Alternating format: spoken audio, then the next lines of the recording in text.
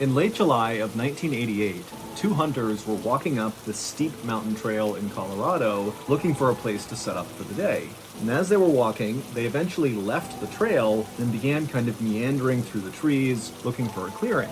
And at some point, they spotted a clearing up ahead, but in this clearing, there was this really bright white thing at the base of one of the trees. And so the two hunters, they walked up to investigate what this white thing was, and when they saw it, they both knew immediately that this was something no one was supposed to see. And so after the hunters took a mental note of where they were on the mountain, they turned around and rushed back down to town to tell authorities. But before we get into that story, if you're a fan of the strange, dark, and mysterious delivered in story format, then you've come to the right place because that's all we do, and we upload once a week. So, if that's of interest to you, the next time the like button is at work, secretly sneak into their house and train their new puppy to bark at shadows and pee behind the washing machine. Also, please subscribe to our channel and turn on all notifications so you don't miss any of our weekly uploads. Okay, let's get into today's story.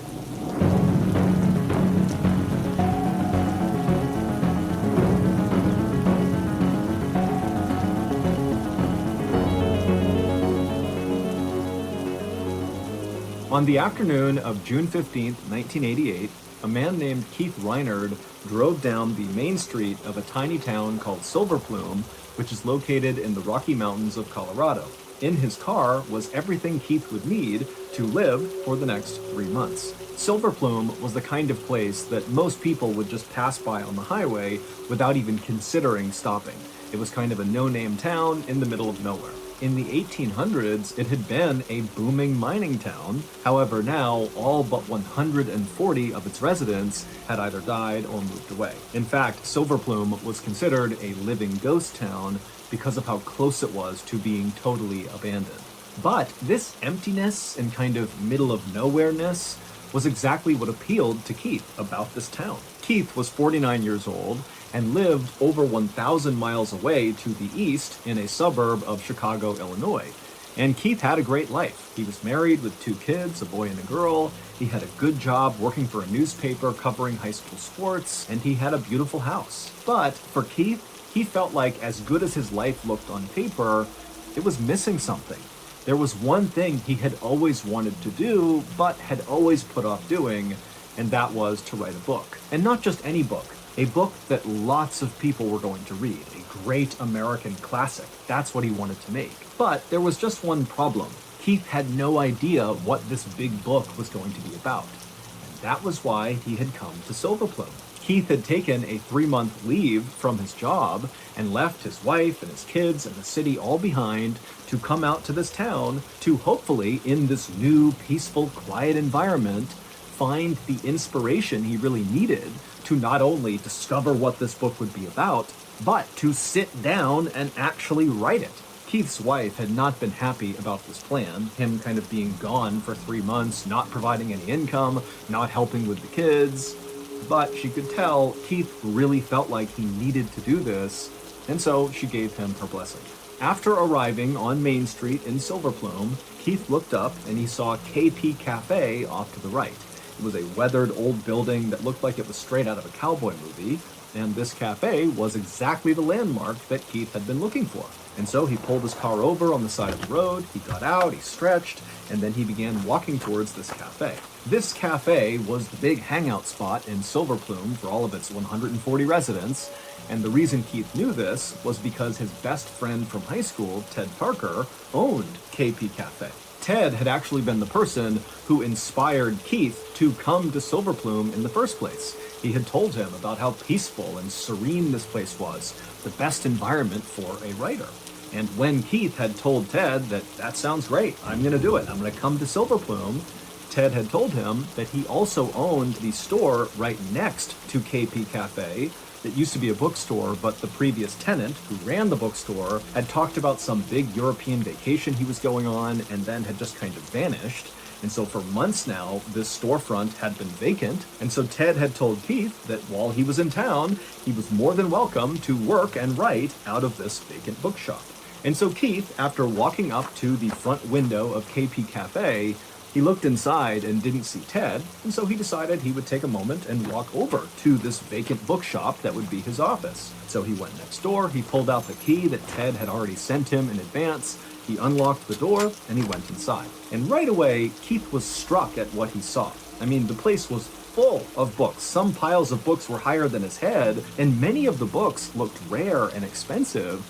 And Keith's first thought was, why did this guy who used to run this store just abandon all of this? This had to cost a lot of money.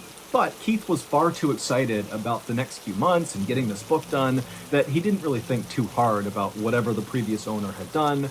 And instead, he just began to daydream about what the next few months would be like and how this book was going to turn out. And as Keith was thinking about his big book project, Ted actually came into the bookstore, and when the two friends saw each other, they ran up to each other and embraced, and then before long, the two of them had gone outside and began walking around Silver Plume, just chatting and catching up. And eventually, after chatting and walking around for a really long time, the pair left Silver Plume and wound up walking onto this hiking trail that went up into the woods. Now, years earlier, Ted and Keith had both been avid hikers and outdoorsmen, but now, I mean, Keith had put on some weight and he really wasn't a big hiker anymore, but Ted didn't really know that. And so Ted, he's leading this hike up this trail as they're still kind of chatting and making light of things. But Keith, as he was struggling to keep up, was getting more and more anxious about this hike, and he also had a deep fear of heights, and this trail appeared to go really high up this mountain. But Keith kept telling himself that, he was here in Silver Plume as much to write this book as he was to kind of have a little more adventure in his life. And so he just kept on trudging along after Ted. But eventually, Keith just could not handle how high up they were getting. He was totally terrified of being able to see the valley way down below. And so he had a sort of panic attack where he lunged and grabbed a nearby tree and hugged it like it was the only thing keeping him from falling off the mountain. And when Ted turned around and saw Keith, he rushed over to him and said, "Don't worry, everything is okay." He convinced him to let go of the tree, and then very carefully, Keith and Ted walked back down the trail back into town. And when they got down there, Ted would tell Keith he was so sorry for putting Keith in such a stressful position, and Keith kind of brushed it off and said, it's totally fine, no big deal. Even though this panic attack was very embarrassing for Keith, he wound up just kind of shifting his mental focus to getting settled into this new life he was going to be living for the next few months. And so along with this office space in this old abandoned bookstore that Keith would be using, he also rented a small apartment in the little church in town, and very quickly, Keith developed a sort of daily routine. He would get up early in his apartment, and he would make his way over to the bookstore, and he would sit down at his computer, and he would write all day. But even though Keith was doing a lot of writing, it was not productive writing. It was mostly Keith sitting down, trying to come up with the topic for his book, not being able to do it, and then he just sort of drifted off and began doing journal entries and writing snippets of poetry, and then before long the day was over and he had accomplished nothing. And so at the end of June, roughly 2 weeks after Keith had arrived in town, he was sitting at his computer one morning inside of the bookshop, unable to write anything productive, and he told himself, I gotta do something to break out of this writer's block. Writer's block is when writers kind of hit a psychological wall and just can't seem to be creative. They can't write. And so Keith decided, in order to kind of get out of this funk, that he would go back up into the mountains again. He would face his fear of heights, and he would get to the summit, and that clean mountain air and all the nature around him would kind of bring him back to reality and give him the inspiration he would need to just write this book. And so Keith turned off his computer, he left the bookstore, he went back to his apartment in the church, he packed some sandwiches and some water into a backpack, and then he walked from the church apartment to the nearby trail that would lead out of Silver Plume and up into the forest and into the mountains. It was a hot day that day, but as soon as Keith was underneath the shade of all the trees, it was very cool, and the sounds of the birds and the insects and other animals all around him was very calming. But very quickly, Keith's hike went from very peaceful and relatively flat to very intimidating and very steep. But Keith, he was determined to do this hike. He felt like it was a critical step in the creation of this book. And so he just kept on going one foot after another, huffing and panting and making his way up this incredibly steep trail. And it was like with every step he took, he felt braver and braver, and suddenly he was able to look down at the valley below and not feel as frightened. And then at some point, as he was walking up, he saw all these scratch marks on a tree that were obviously from a mountain lion. But instead of Keith feeling scared, he felt more brave. He felt excited. He felt like this is what he came here for. This book and adventure kind of coming together in this moment. Finally, Keith made it to the top of this trail, and he found this incredible clearing that looked down over the town below. And in this clearing was a monument to a man named Clifford Griffin, who had died at this exact spot 100 years earlier. Keith knew Clifford's story. Back in 1887, when Silver Plume was a booming mining town, Clifford, who was a mine owner, came up to this exact spot in the mountains to play his violin. And then after playing it for a bit, he stopped and dug a grave, stood on the edge of it, shot himself, and fell into the hole. No one knew why he did that, but within a couple of years, the mining industry came to a halt in Silver Plume, and everybody just kind of vanished. And very quickly, rumors began to swirl around the people who remained in Silver Plume, how, their town must be cursed, and maybe it was connected to what happened to poor old Clifford. After staring at this monument for a few minutes, Keith turned his attention to lunch.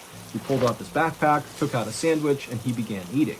And as he ate, he looked back at this monument, and he thought of another strange Silver Plume story, except this one hit much closer to home.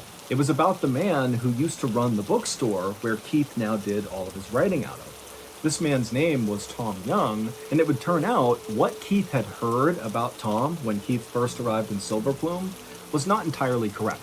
Keith had been told that Tom had been talking about this European vacation, and so the consensus was that, he had left town and gone to Europe and just not come back.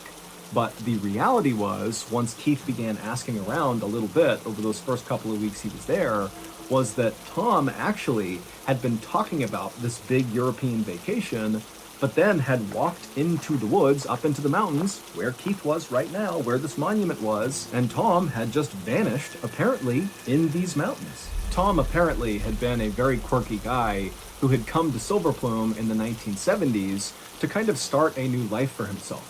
He had been teaching high school students in Denver, but he apparently didn't really like doing that and wanted to start over, and so that was what drew him to Silver Plume. And in Silver Plume, residents always saw Tom, along with his best friend, Gus, his black Labrador retriever, walking around town playing fetch. But instead of using a ball, Tom would throw a chewed-up doll's head. And then, on September 7th, 1987, so roughly 9 months before Keith arrived in Silver Plume, Tom and his dog Gus had gone for a hike in the woods where Keith was, and then vanished. Now, at first, people assumed that because Tom had been talking a lot about going on this European vacation right before he vanished, that must be where he went. But when people checked his shop, they saw all of his books were still in there. It did not appear like he had packed things up. And when the sheriff looked into it, he couldn't find any evidence that Tom had ever bought any plane tickets to go to Europe. And so no one really knew what happened to Tom. It was like this big mystery.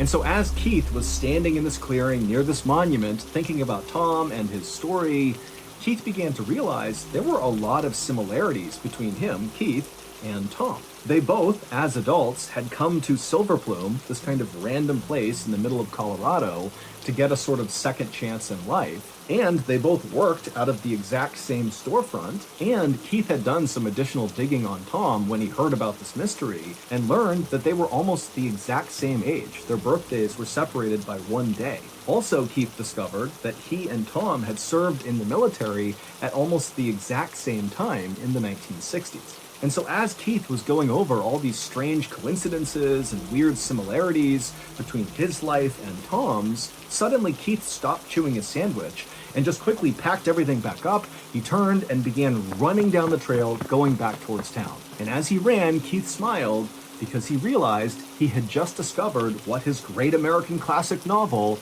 was going to be about. It was going to be about Tom. For the entire month of July, all Keith did was write. He was in his office 7 days a week typing away, and then at night, when he went back to his apartment, his neighbors would see the lights on all night long. At the end of July, so by this point, Keith has been living in Silver Plume for about a month and a half, 2 hunters from Silver Plume began hiking up that same mountain trail that led up into the mountains and into the forest that Keith had gone on recently and found his inspiration for his novel. And so these two hunters, they're making their way up the trail, and at some point they leave the marked trail and begin kind of meandering through the trees. And as they're walking, they're kind of looking for a clearing to set up for the day. And at one point, one of the hunters happens to look up and he sees there's this really bright white thing sitting at the base of a tree in a clearing. And so these two hunters make their way up to this bright white thing, and as soon as they're looking down at it, they realize they have very likely stumbled on a crime scene. At their feet was this green tarp that was partially exposing this white skeleton underneath. And when they pulled back the green tarp a little bit, they saw it was a human skeleton and a dog skeleton kind of lying next to each other as if the two of them had lied down and died there. But what was immediately apparent to these two hunters is that both the human skull and the dog skull had gaping holes in them, like they had been shot. And several feet away from the skeletons was a rusted pistol. And so these two hunters, after staring at the scene in front of them for a couple of seconds, they took a mental note of where they were on the mountain, and then they turned around and headed back down to town to tell the sheriff. And when the sheriff went up with his deputies to go search the scene themselves, they very quickly identified that these remains belonged to Tom Young and his dog Gus. And the sheriff also found out that that pistol that was found several feet away from the two skeletons had been purchased by Tom just a few days before he had vanished. And so the sheriff decided that what must have happened is Tom brought his dog up into the mountains, and after shooting his dog, Tom turned and shot himself. This was a suicide. Case closed. But this explanation didn't make any sense to the people of Silver Plume. First of all, Tom loved his dog Gus. Gus was basically like his child because Tom didn't have any other family. And so why would he hurt his dog? Also, Tom was not acting remotely like someone who was going to commit suicide in the days leading up to his death. People saw him at the grocery store buying a whole bunch of groceries. He talked endlessly about how excited he was about this big European vacation. And then there was this one other thing that also made suicide seem very unlikely. When those two hunters had discovered Tom and Gus, they were partially covered by that green plastic tarp. But it looked very much like the wind and kind of nature in general had blown the tarp off of them, revealing the white bones that the hunters had seen. But what that meant is that very likely that tarp at one point had been totally covering their bodies. And so between that and the fact that the gun was located several feet away from where Tom was, it seemed to the people of Silver Plume that probably somebody else had shot and killed both Tom and Gus, covered them up with this tarp, and then dumped the gun several feet away. Adding to the theory that this was a murder, not a suicide, were the rumors around town that there was this nuclear weapon production facility somewhere near their town, and apparently they were illegally dumping radioactive materials into these old abandoned mine shafts near and in Silver Plume. And people thought, maybe Tom, who had military training, he was actually in the special forces in the military, maybe he had gone out and done some snooping around and discovered this illegal dumping operation, and that got him killed. When Keith heard that Tom and Gus's bodies had been discovered up in the mountains, it was absolutely devastating for Keith. Even though Keith had never actually met Tom, he still felt like he had a bond with Tom. I mean, he was obsessively writing about Tom and learning everything about him, and he also had all these similarities with Tom, and so it was a really big deal to find out that Tom and Gus were dead. But the silver lining to this tragedy was that Keith was now armed with more information about Tom and his dog, and suddenly the ending to his big novel became clear. And so Keith got right back to work. On August 3rd, 1988, so a couple of days after Tom and Gus's skeletons were found up in the mountains, the town of Silver Plume held a memorial service for Tom. And Keith, he would attend this service, and as he listened to the people of Silver Plume talking about Tom and how he had come to Silver Plume to get this second chance at life, Keith couldn't help but feel like it was almost like he was watching his own memorial service, because Tom's life so closely mirrored his own. And then, as he was listening to more and more people talk, Keith started to feel like there was no way Tom killed himself. That can't be what happened. something else happened to Tom. And Keith was confident that through his research and through doing this book about Tom, he would figure out what happened to him and his dog. As soon as the memorial service ended, Keith quickly slipped out and headed back to his apartment. And when he went inside, he looked around at all the stacks of papers and maps and books that he was using to put together this novel. And he knew that out of all this chaos around him, this novel really was becoming a thing. He was doing it. He was going to get this book done. But he knew there was one more thing he had to do before he could finish this book. And that was, he had to go back up into the mountains. So a few days later, on August 7th, at around 4:30 in the afternoon, Keith walked inside of KP Cafe and strolled up to the counter where his buddy, Ted Parker, was sitting there reading a book. Keith paid for a drink and then announced to Ted that he, Keith, was going to leave this cafe and go right up into the mountains again.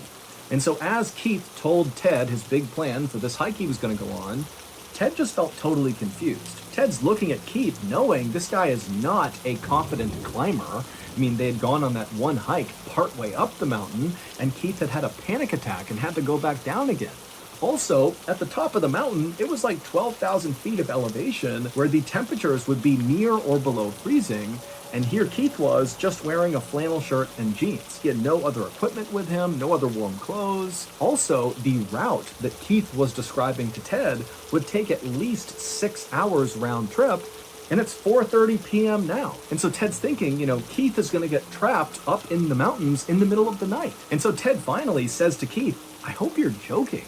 But Keith would say, "I am not joking. And in fact, I'm leaving right now." And then before Ted could even protest, Keith turned around and, while sipping his drink, just casually walked out of the store and began heading towards the mountains. And Ted, he thought about stopping Keith and really talking some sense into him and getting him not to do this hike. But ultimately, Ted decided to do nothing, and he told himself that he would just check on Keith the next day. And so, the next morning, Ted, instead of going to his cafe, went first to the bookstore next door to see if Keith was in there. But when he got to the door, it was clear Keith was not inside, and the door was locked, and everything was dark. And so, trying not to panic, Ted hopped right back into his car, and he drove over to the church apartment where Keith had been staying. But again, Keith was not there. And right away, Ted is like, "Oh my goodness, Keith is stuck up on the mountain right now. Exactly what I thought was going to happen has happened." And so right away, Ted rushed to the sheriff to tell him that Keith was missing. And after hearing what Ted had to say, the sheriff would end up launching one of the biggest search and rescue efforts in the history of Colorado. Within 24 hours of being informed of Keith's absence, there were hundreds of people, professional searchers and just locals who wanted to help, combing this mountain trail looking for Keith. There were planes overhead, there were tracking dogs. I mean, this was a really big deal. And by this point, Keith was very well known in Silver Plume. It's a tiny place. Everybody knows each other, and everyone knew that, he was working on this big book. And so people were really worried about Keith. He was one of theirs. But also, the townspeople were very creeped out by the fact that, Keith, who they knew was very similar to Tom, they knew he was writing about Tom, they knew that Keith was working out of the same storefront that Tom had been in, that now Keith had apparently vanished under the exact same circumstances as Tom. He had wandered into the woods, and that was it. And so it just felt like, how could they have these two people go missing in the exact same way? It just wasn't adding up. On August 9th, so 2 days after Keith had gone missing, and so by this point he's still missing, Ted and some friends decided they would go to Keith's apartment and look around and see if maybe there was some clue as to where Keith went or what he was going to do on this hike. And so they went into his apartment, and Ted's friends began fanning out and looking in the bedroom and looking through all the papers and documents all over the floor, and Ted sat down at Keith's computer. And so Ted fired it up. And as soon as it loaded, there was just this one document on the desktop, and it was the book that Keith was writing. And so Ted clicked on it. And right away, after reading just a couple of lines, he was yelling for his friends to come over here and look at this. And one by one, each of these guys came over, and they just could not believe what they were looking at. From the first page of Keith's book, it was clear the setting for his book was Silver Plume, except he renamed it White Plume. He had created all these fictional characters as well that were obviously based on real people, but had renamed them as well. But that was not what shocked Ted and his friends. What shocked them was the main character of this book. His name was Guy Gypsum. Guy Gypsum was a military veteran who had come to White Plume looking for a better life and an opportunity to be closer to nature in rural Colorado. Guy was almost 50 years old, he loved to go hiking, and he worked out of a storefront that was right next to the only cafe in town. Guy Gypsum was both Keith and Tom at the same time. Keith basically had taken Tom's life and Keith's own life and merged them to create this composite character. And when Ted and his friends scrolled to the bottom of this document, they realized that Keith had written an ending for Guy Gypsum's character. These are the final words in this document. Guy Gypsum changed into some hiking boots and donned a heavy flannel shirt. He understood it all now, and his motivations. Guy closed the door and then walked off towards the lush, shadowless Colorado forests above. 5 days later, the search for Keith was called off. He was never found. Some people say Keith wandered up into the mountains and accidentally died of exposure, and someday we'll find his remains somewhere in the forest. But others say, after reading that final line in Keith's book, that Keith did all this on purpose. I mean, he literally lived out the final part of his book. He put on his boots and his heavy flannel shirt and his jeans, and he wandered off into the lush, shadowless Colorado forest above and killed himself in order to perhaps get closer to Tom Young, the man he had kind of become obsessed with after learning they were so similar, and the man he kind of like meshed his own life with and created this weird composite character of these two lives. I mean, it seemed like a guy that had kind of spiraled into madness in writing this book and decided that death was the only way to finish the novel. And still others say, maybe there really is some kind of secret illicit operation happening in or around Silver Plume. Maybe it's that radioactive waste getting dumped into the mines that, Tom discovered and that got him killed. And Keith, in researching Tom, also discovered this illegal thing and that got Keith killed as well. But all of those things are just theories because today, officially, there is no answer as to what happened to Keith. His case is still open. So that's going to do it. If you enjoyed today's episode and you want to hear more stories like this one, be sure to check out our podcast called the Mr. Ballin Podcast, where we have hundreds of stories, many of which are exclusive to the podcast. Again, it's called the Mr. Ballin Podcast, and it's available exclusively on Amazon Music.